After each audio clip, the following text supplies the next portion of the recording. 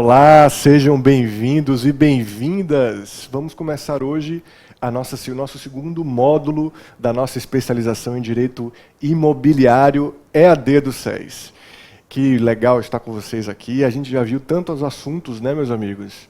Já vimos posse, propriedade, os direitos reais, em espécie, hipoteca, alienação fiduciária, condomínio, as relações condominiais, locação com grandes nomes também, incorporação imobiliária e seus desdobramentos. A gente vai poder hoje estudar uma matéria muito importante para quem milita na área do direito imobiliário, seja de qualquer lado, que é o direito registral e imobiliário, um assunto muito basilar para que a gente consiga ir, na medida que vão se avançando as aulas, aprofundando as questões polêmicas. O direito registral imobiliário é essencial ao advogado imobiliário porque é um diferencial e, inclusive, uma condição para o correto exercício da advocacia. E a gente sabe também que aí em casa tem muito tabelião, tem muito registrador de imóveis, além de outros agentes imobiliários.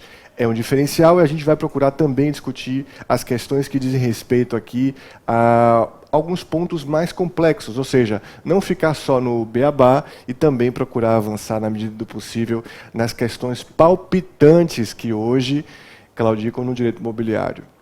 A gente vai ter as aulas de registro de imóveis, com todos os títulos, com vários assuntos em espécie, as escrituras imobiliárias também. Vamos tratar depois de REURB, regularização da propriedade através do capião extrajudicial também. E nesse módulo vamos concentrar as aulas de urbanístico, ambiental e também tributário, além das questões de administrativo. Esse módulo é muito importante também, porque a gente vai estar vendo com mais profundidade, revisitando assuntos que a gente viu no primeiro semestre. E eu vou continuar à inteira disposição com vocês, junto com a nossa monitora Gabriela Macedo, junto com o nosso professor Cristiano Chaves, para formar a melhor turma de Direito Imobiliário AD do país. Tenho certeza que vai ser muito legal. Eu fico muito contente quando vocês falam comigo, me mandam mensagem no Instagram, me falam comigo aqui, né, também por e-mail. Podem continuar contando comigo. E para começar a nossa aula, sem tanto lero-lero mais, essa grande aula, vamos chamar um grande professor. Ele já esteve aqui no módulo primeiro, dando a aula de hipoteca e outros direitos reais. É o nosso professor, doutor Diogo Canuto. Venha para cá, por favor. Olá, como vão, meus amigos? Está ouvindo um aplauso da plateia? Muito obrigado, obrigado. É um prazer novamente estar aqui com vocês, trabalharmos pelas palavras do Bernardo, o direito registral imobiliário, que sem dúvida alguma tem nuances das mais complexas e que dentro da rotina de quem milita na área do direito imobiliário, a gente se esbarra aí com diversos pontos. Então, é importante que a gente os trabalhe. E também eu digo muito, Bernardo, que direito registral, muitas vezes, o que acontece? Enquanto ao direito, você vem de um todo, de um conhecimento genérico e vai se aprofundando, né? No direito registral, eu consigo vislumbrar algo em sentido inverso. Ou seja, até mesmo pela falta de ter essa matéria nas grades curriculares das faculdades, enfim, algo que tem mudado pouco a pouco, mas é algo que começa de algo mais específico, de algo novo, né, para a grande maioria aqui das pessoas graduadas em Direito, enfim. Só que isso, com pouco a pouco, você vai vendo o quanto aquele aprendizado do direito registral vai se coligando com outras áreas, né? Direito tributário, direito empresarial, civil, processo civil. Então, eu vejo que é o sentido inverso. A gente pega a base do direito registral e depois, a partir do momento que vai aprofundando, você vai vendo quanto isso implica em outras áreas do direito. E isso que é legal, que aí você começa, as discussões vão se estendendo, vão ficando mais complexas, e esse é o ponto onde a gente quer chegar. Quando se trata de uma especialização, a gente quer dominar o máximo possível de todas as nuances relativas àquela matéria. Isso é muito verdade. Por exemplo, os atos societários, que repercutam em imóveis vão parar no cartório de imóveis, né? A integralização de capitais, a fusão, a liquidação da sociedade. Sim, sim. Os atos de família, que a gente viu em Família e Sucessões, outro aspecto também, eu mencionei alguns, a gente vai revisitar aqui no aspecto prático aí das escrituras de inventário, do registro, da qualificação dessa escritura, os aspectos que dizem respeito aos atos da vida civil. Perfeito. Todos repercutem no cartório de imóveis e hoje já querem colocar, inclusive, as restrições ambientais cada vez mais São várias, né? para dentro do cartório, né, Diogo? Diogo é registrador de imóveis e vai estar aqui conosco nesse primeiro encontro, muito importante, prestem bastante atenção, porque Diogo conhece como ninguém o histórico do registro de imóveis no país e ele dá uma compreensão diferenciada para a nossa prática. Então, vamos passar aqui os nossos slides. Está aí a qualificação do professor Diogo. E o nosso roteiro, né? Primeiro falaremos de introdução, sistemas registrais, histórico, livros, certidões e os princípios. Exatamente. Né? Vamos começar, enfim, todo início a gente tem que situar, né, a matéria, entender um pouquinho quando a gente está tratando do direito imobiliário como um todo e agora aprofundando o direito registral. Então a gente tem que entender um pouco mais dos cartórios, como funcionam, como é isso no Brasil, no direito brasileiro, enfim, contextualizar toda a matéria aqui para que a gente possa aprofundar posteriormente. Perfeito, pessoal. Vocês vão ver aqui que às vezes eu vou ficar fazendo uma intervenção com o Dr. Diogo, mas a palavra principal é dele. Inclusive, tem uma cadeira muito bonita aqui do lado, que ela já está de olho em mim, eu nela, então não se importem se às vezes eu sumir um pouquinho da tela. Diogo, por favor. Mas as intervenções serão sempre bem-vindas, certamente engrandecerão o nosso conteúdo, né, nosso bate-papo aqui. Tem 3 recursos externos que são fundamentais. A cadeira que está aqui, o café e a água. Espero que ninguém se importe aqui. Ok, a cadeira eu não farei uso, mas o café e a água serão bem-vindos. Por favor. Bom, vamos lá. Como eu havia dito, a gente tem que tratar um pouquinho desse sistema extrajudicial. Como é cartórios no Brasil, como funcionam, o que são, né? Não é Globo Repórter, mas enfim, o que são, de onde vem, né, essa questão. Bom, tem um tratamento constitucional ao se tratar de cartório e originário da Constituição Federal de 88, não se trata de emenda, enfim, desde 88, à disposição do artigo 236, e que vai estabelecer que os serviços notariais e de registro são exercidos em caráter privado por delegação do poder público. E vem seus parágrafos, e aí eu já até coloquei aí qual a lei a que se refere, quando fala no parágrafo 1º, lei regulará as atividades, disciplinará a responsabilidade civil e criminal dos notários, dos oficiais de registro e de seus prepostos e definirá a fiscalização de seus atos pelo Poder Judiciário. Bom, pegando primeiro por essa lei 8935. É a lei, portanto, que vai regulamentar a atividade notarial registral no Brasil. Né? Como havia dito, o 236 é uma disposição constitucional e essa veio dispondo da necessidade de uma lei e que essa lei foi editada, promulgada em 94, então disciplinando. Como é essa lei? Ela vem tratar das mais diversas implicações da atividade, desde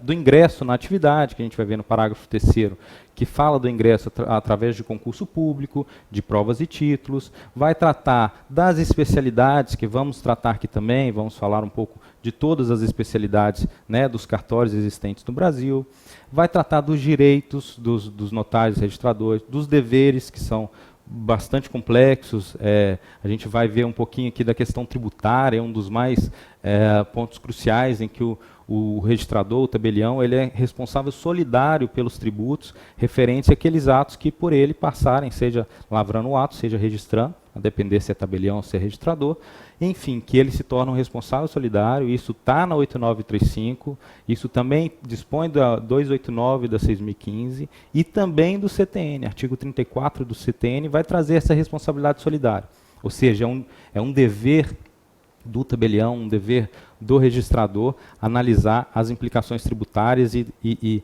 rechaçar qualquer tipo de elisão, evasão, enfim. Assegurar o correto recolhimento. Né? Quando o Diogo fala tabelião registrador, é porque o tabelião de notas, o tabelião nota de notas é quem faz as escrituras, os atos que vão a registro no registro de imóveis. Perfeito. Né? Na hora que a gente tratar das especialidades... A gente revisita isso, porque tem mais de um tipo de tabelião, tem mais de um tipo de registrador. Perfeito, mas foi bom a sua colocação, Bernardo, pelo seguinte, Vejamos, o CAPT fala que é um serviço, né, são exercidos em caráter privado por delegação.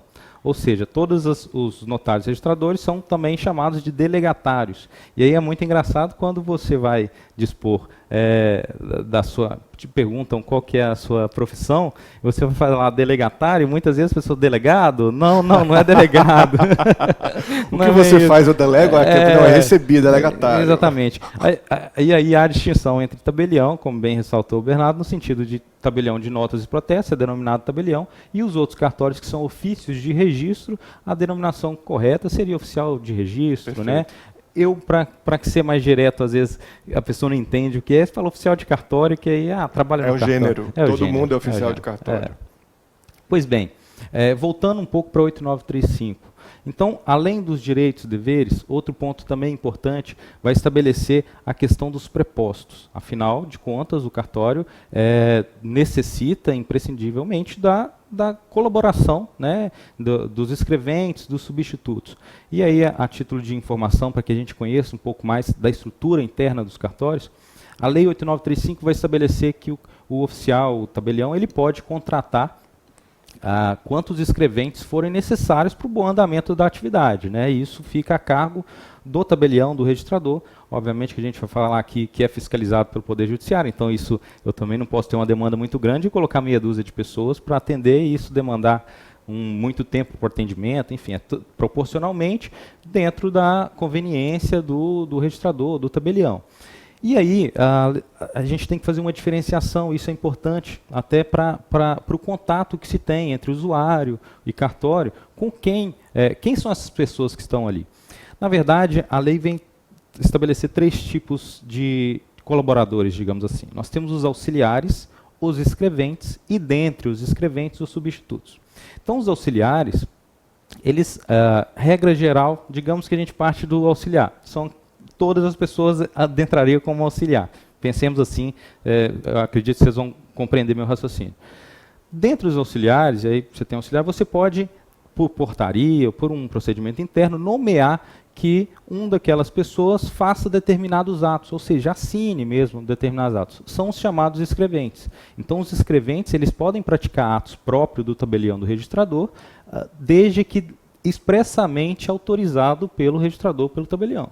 Então, escrevente, você tem que autorizar, ato por ato. Se é um tabelionato, por exemplo, pode reconhecer firma, pode autenticar cópia. Tem que ser expresso o que cada escrevente pode fazer. E já os substitutos, e aí dentro dos escreventes se escolhem os substitutos, esses substitutos, ao contrário dos escreventes, você não precisa expressamente colocar quais atos ele pode praticar. Na verdade, ele pode praticar todos os atos que o tabelião registrador possa fazer, exceto, segundo 8935, lavrar testamento. Acredito que o legislador pensou que já que é algo personalíssimo, do testador, enfim. O legislador deve ter pensado, não, quando eu morrer eu quero que só o tabelião saiba, né? Alguma coisa assim. Mas é uma besteira isso, não faz sentido. Isso não faz o menor sentido, mas há essa disposição enfim, até que haja qualquer alteração legislativa, ela deve ser cumprida. Então, tem essa restrição. Mas, enfim, nós temos, portanto, auxiliares, escreventes e, dentre os escreventes, os substitutos. Como é contratação? Perceba que o CAPT vem falar que são exercidos, os serviços são exercidos em caráter privado. Quando se diz em caráter privado, isso é privado mesmo. Ou privado seja, internamente, são serviços que foram delegados pelo poder público, de natureza pública, mas são exercidos de maneira privada. Perfeitamente. É curioso isso. É curioso e fica um pouco contraditório às vezes, né, as pessoas, mas pensem em uma privatização mesmo, né? A delegação é uma das formas de passar para o poder privado, o setor privado, alguma prestação de serviço público. Existem as concessionárias em muitos casos, existe, no caso, por delegação. Há uma implicação aí administrativa, mas não vamos adentrar nessa seara. Mas é uma forma de passar para o particular, que é aprovado em concurso público, o exercício desse direito, o exercício desse dever, que é um serviço público, né? Pois bem, passemos para o parágrafo 2º da 236, vai estabelecer que lei federal estabelecerá normas gerais para a fixação de emolumentos relativos aos atos praticados pelos serviços notariais e de registro. E aí nós temos também essa lei 10.169, que é a norma geral dos emolumentos. Então, só uma questão importante disso aí, a norma geral não traz grandes repercussões, porque quem estabelece os emolumentos são as leis estaduais, não é a lei federal.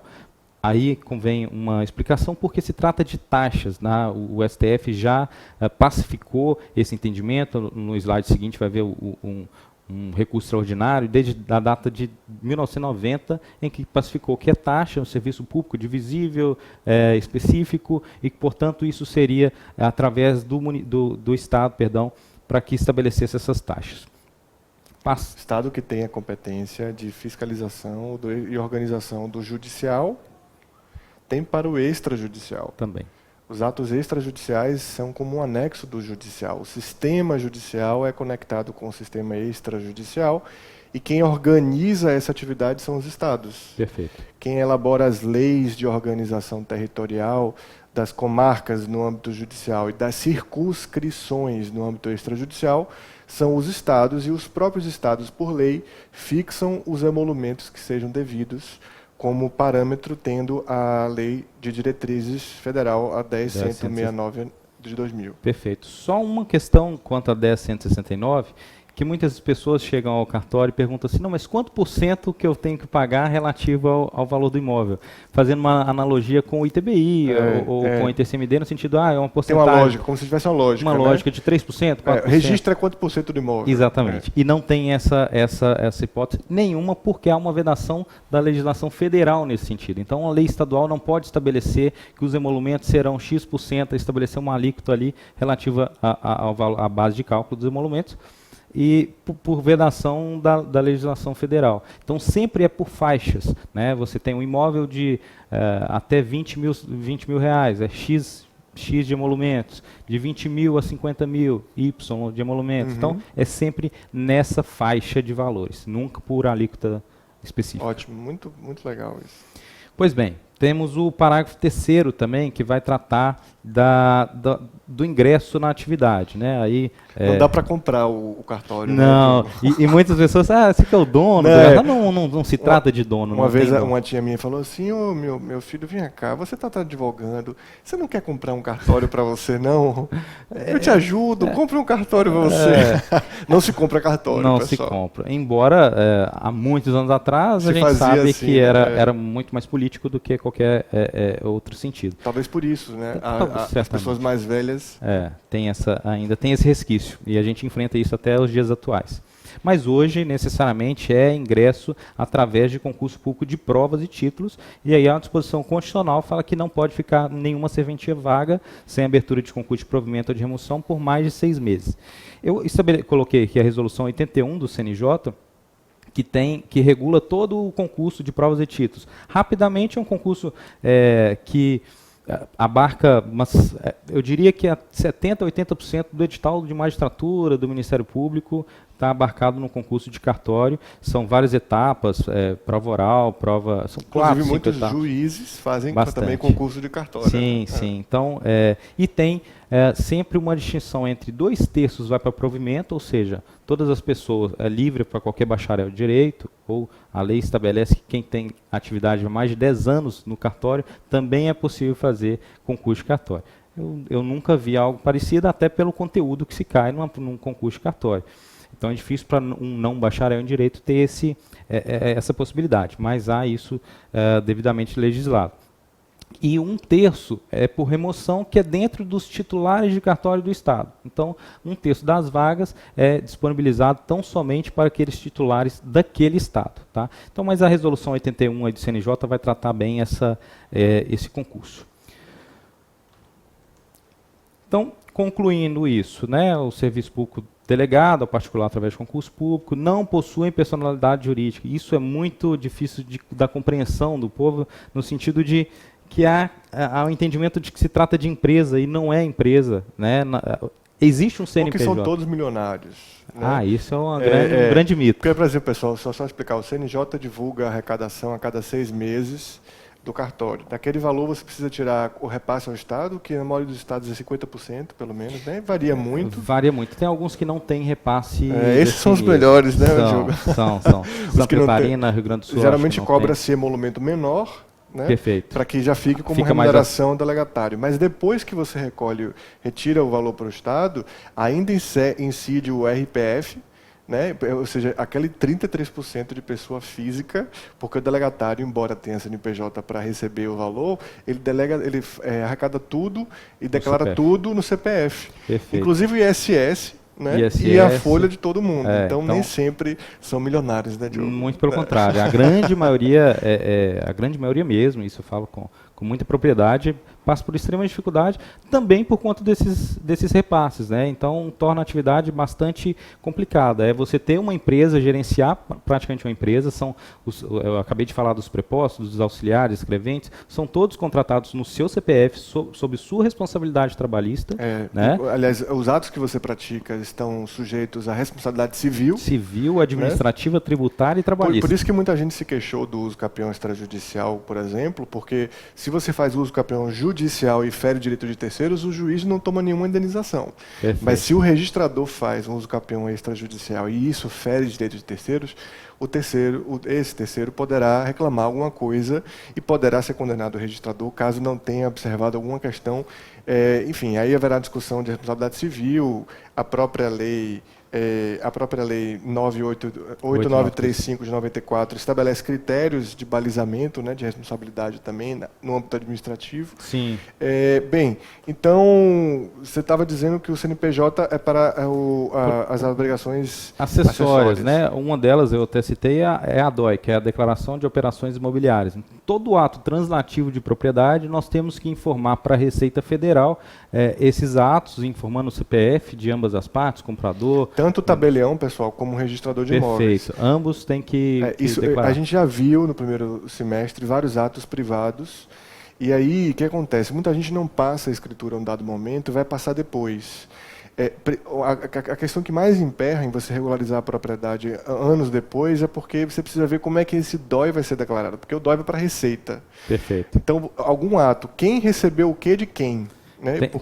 Tem algum tempo que está um lapso aí e se discute muito, porque é uma implicação tributária, é o ganho de capital, né? Perfeito. Então há essa implicação. E os registradores têm o dever de transmitir essa informação. Então não dá para omitir do fisco o que está refletido na escritura. O que está refletido na escritura e nos outros atos sobre imóveis deve fazer sentido contabilmente para as partes, com que o histórico. Então, o advogado imobiliário precisa analisar essas questões também. Bastante, principalmente na declaração do valor, né? Todo valor, às vezes, tem a avaliação fiscal do imóvel, mas também, necessariamente, as partes declaram, né? Atribuem um valor, seja na compra e venda, qual que é o valor efetivo que está sendo pago, e esse valor é um dos dados que, imprescindivelmente, nós passamos à Receita Federal, e até para essa questão contábil. Então, há uma implicação disso aí, se houver uma divergência muito grande no valor declarado para todo o valor envolvido na transação, certamente há uma implicação tributária. Eu falei com o Diogo que as aulas de 2 sempre rendem muito debate, né? Isso Sim. torna muito rico. Eu aqui dentro do SES venho defendendo algumas aulas assim, o imobiliário já teve e terá outras. Esse assunto é bem interessante, Diogo. Eu vou só dar um exemplo de, digamos assim, eu paguei a Diogo o imóvel há 30 anos, só que eu não fiz a escritura, eu passei por um contrato particular. Quando eu for fazer essa escritura hoje para meu filho, se meu filho vai receber o imóvel de Diogo, a depender do que está no registro, na escritura, em tese vai dizer que Diogo recebeu o valor desse imóvel. Então tem que dizer, Diogo já tinha declarado no passado essa transação, né? Ou então agora, esse dinheiro vai ser reconhecido como passado antes, aí o que o registrador vai querer? Que na escritura diga que eu paguei a ele e que eu estou fazendo a doação para o meu filho. Exatamente. Então, às vezes, não tem como você fugir muito da verdade. Exatamente, sob pena de, inclusive, ter repercussão, como eu havia dito, tributária. Perfeito, né? Então, perfeito. Há um empecilho registral, obviamente, a gente vai tratar aqui do princípio da continuidade, os atos têm que ser devidamente encadeados, e aí, neste caso, você comprou um imóvel imóvel de minha propriedade e depois está repassando para o seu filho, por exemplo. Isso tem que seguir esse caminho. E a depender do que você coloca na escritura, o oficial vai querer que você registre os atos. Isso a gente vai ver da continuidade, né? Perfeito. Se eu digo que eu deixei imóvel para o meu filho, estou doando, ele vai pedir para que você faça também o registro da doação, né? Se o título já não especificar isso por erro, porque deveria o próprio tabelião reconhecer a tal da doação no ato, né?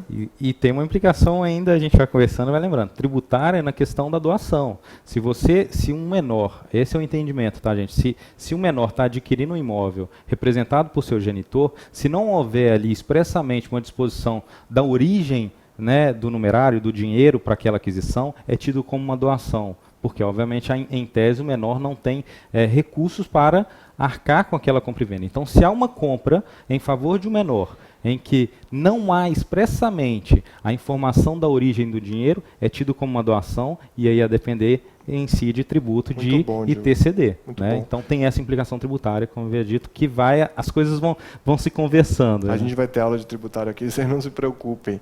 Logo no início da minha advocacia, um casal tinha comprado uma terra e a gente vai ver esse agrário, a gente vai ter agrário aqui também, eu esqueci de mencionar isso, inclusive eu estou louco para assistir essa matéria. Logo no início, a gente teve um casal, ele era casado com uma americana, e hoje rege um entendimento no país de que para você comprar área rural acima de 3 módulos, você precisa de autorização no INCRA. Sim, a gente vai falar da lei que trata dessa. E aí ele fez a escritura sem saber disso, foi registrado, o INCRA disse que era nula o registro, e ele buscou a pessoa para poder compor. Aí o sujeito disse, não, se você quiser que entre com a ação, só que qual que acontece?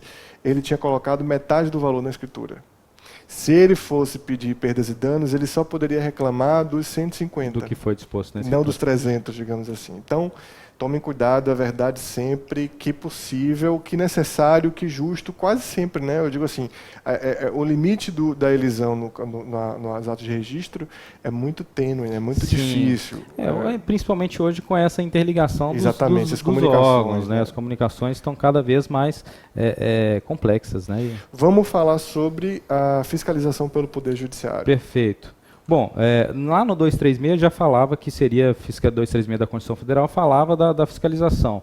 E como é essa fiscalização? Na verdade, há o juiz corregedor permanente, que é o juiz da vara de registros públicos, ou aquele juiz que faça às vezes, né? Porque no interior não tem vara de registro público em todo lugar. Exatamente. Né? Aí, geralmente, a lei de organização judiciária diz qual é a vara cível, por exemplo, que vai cumular as funções desse juiz corregedor permanente.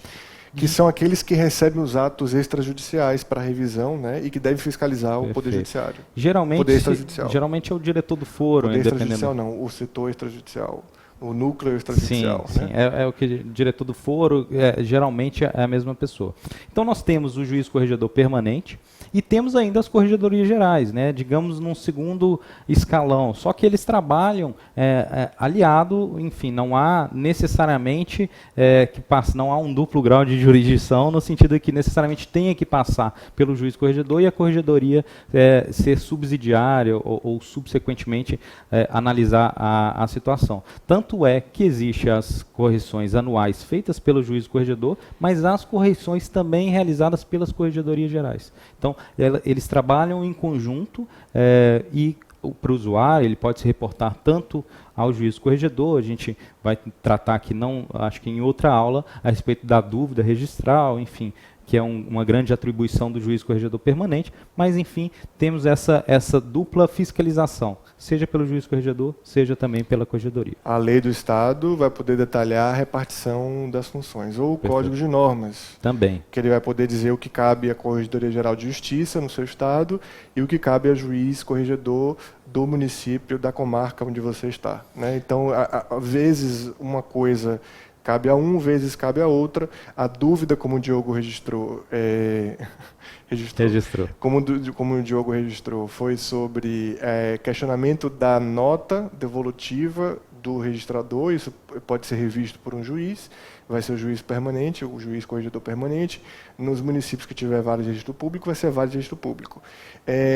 O poder normativo de alçar, inclusive o Código de Normas, vai estar muito mais concentrado na Corregedoria Geral de Justiça. Sim. Ela é como se fosse um CNJ estadual.